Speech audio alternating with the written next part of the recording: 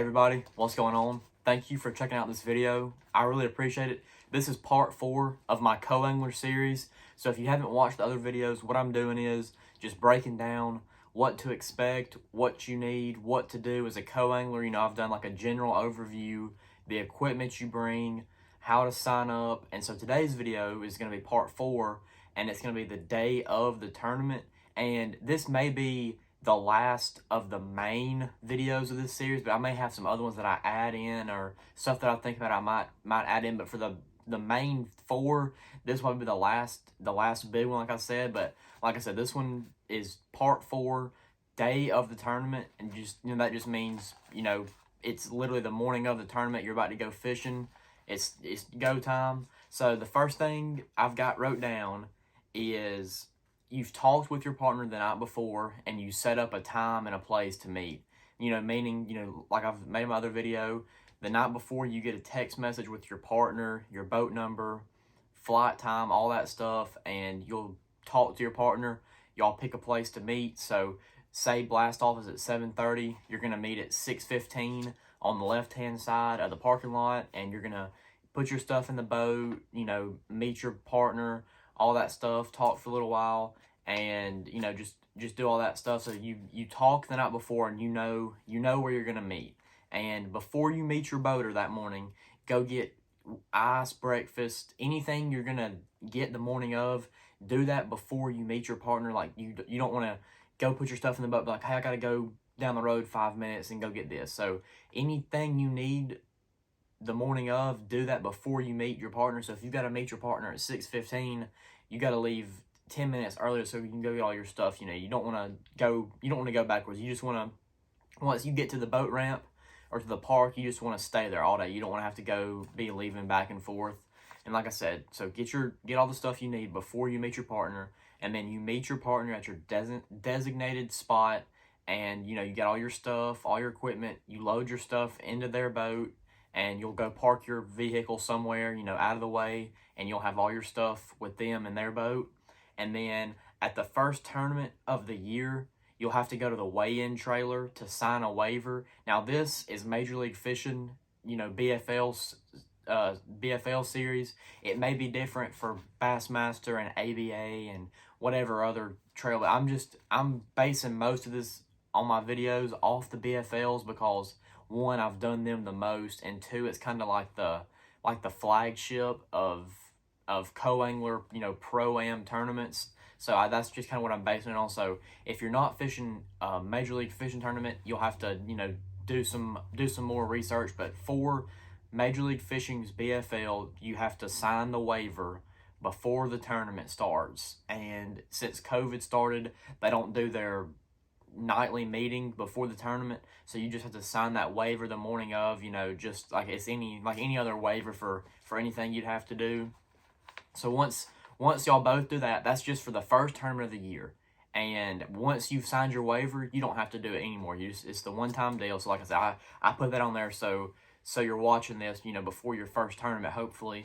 And then, so I've got, next thing I wrote down is let your partner know if you can back the boat down or not. So this is kind of, a lot of people kind of worry about this or get nervous. So say it's your first ever tournament and you've never even been in a truck before, you've definitely never been in a boat, you know, whatever it may be.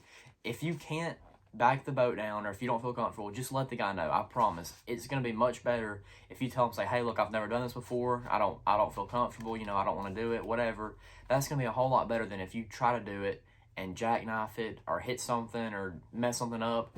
I promise it'll be so much better if you just tell them, like, hey, look, I've never done it before, would you mind if I, like, sit in the truck and watch, you know, try to learn. But if you don't want to do it or you can't do it, just let him know. It'll be so much better. He can just do it himself. I mean, if he's got a truck and a boat, he can do it himself. It's not that big of a deal. I have that wrote down there. And like I said, you know, if you can't or you don't want to, or if maybe you've done it 100,000 times, but you don't want to get in somebody's $100,000 truck and $100,000 boat, that's also okay too. Say, look, dude, I just don't feel comfortable doing it. I promise it'll be okay. It's not that big of a deal, but just like I said, just let them know I've got that on there. It's a important thing.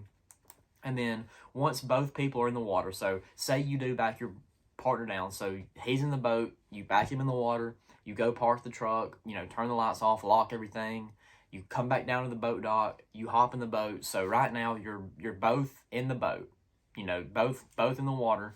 And then I got, once both partners in the water, you go through the boat check. You'll just it'll be somewhere where they're doing blast off. You go through the boat check, you tell them your name, and they'll double check that y'all are both in the boat and make sure that y'all know your time to be back for weigh-in. And they'll give you a little keychain that has your boat number on it. And then in the afternoon when you get back, you have to throw them the little keychain back. That's how they check you. That's how they check you in and check you out. So, like I said, go through the boat check, and then before blast off, the director is gonna read out some rules. They're gonna do a prayer, the national anthem, just kind of stuff like that, your standard stuff. So once you go through the boat check, you know, you'll be sitting out there in the water for a little bit, you know, probably 10, 20 minutes or so, just depending on how early you get there. Like I said, you'll just be sitting out there in the water. Y'all can talk, you can work on your tackle, you can do whatever. And then, like I said, once the tournament director starts talking, you kind of need to listen. You know, he might tell you the length limit. He'll tell you what time you got to be back, all this stuff. I mean, things that you should already know, but just to double check, he'll say them one more time.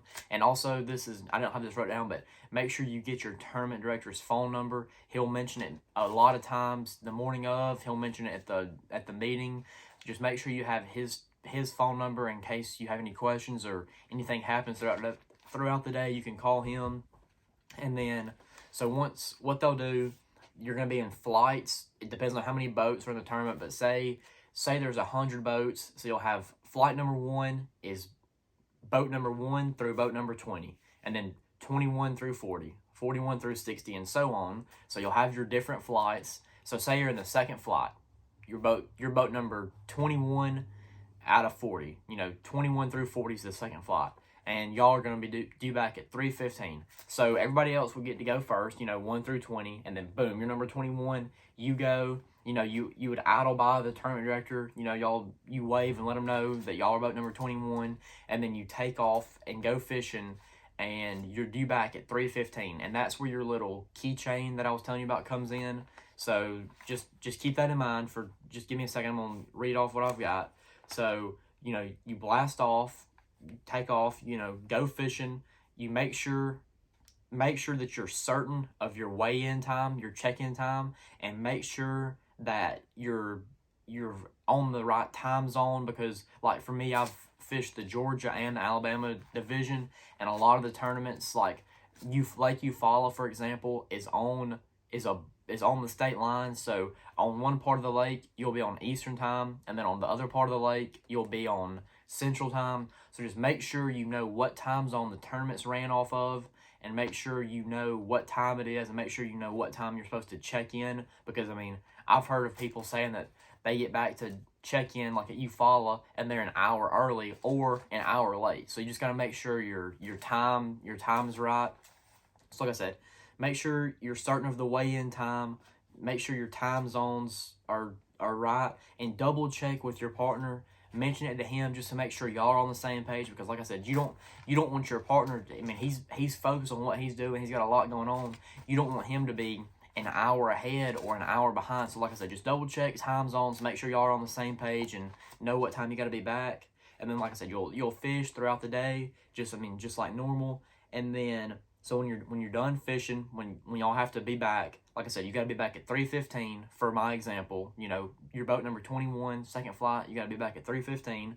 So come back to the area that you did the boat check. Sometimes they'll have a flag boat. It just depends. I don't know how all the divisions work, but like for us, a lot of times there's a boat, like a brand new Phoenix boat with an American flag off the back, and somebody's sitting on it, and you throw them your little keychain. You tell them your number, and they check you in. So come back to the flag boat or the check-in area, you know, where they want you to give them the keychain back. And then, so like I said, you'll get back, you've checked in, everybody's in the boat, you'll pull up to the boat dock or on the bank or whatever. Some tournaments, they'll let you trailer the boat, but for the most part, on the BFLs, they want you to weigh your fish before you trailer the boat. So, like I said, get back, check in, say you tie your boat up to the boat dock, and get off and go get the weigh-in bags. You have to use the Major League Fishing's designated weigh-in bags. You can't use a personal weigh-in bag. So like I said, go, you'll find a bag line. You might have to ask somebody that's carrying a bag, just figure out where the bag line is. Sometimes you can see it, sometimes you can't. It's always different, but go get your weigh-in bag for you and your partner. I mean, hopefully y'all have caught some good fish, and hopefully y'all both need a weigh-in bag. And then let's see, let me find, I'm sorry, I've lost my place on my page. So like I said, get your weigh-in bags from the bag line. You'll load your fish in the bag.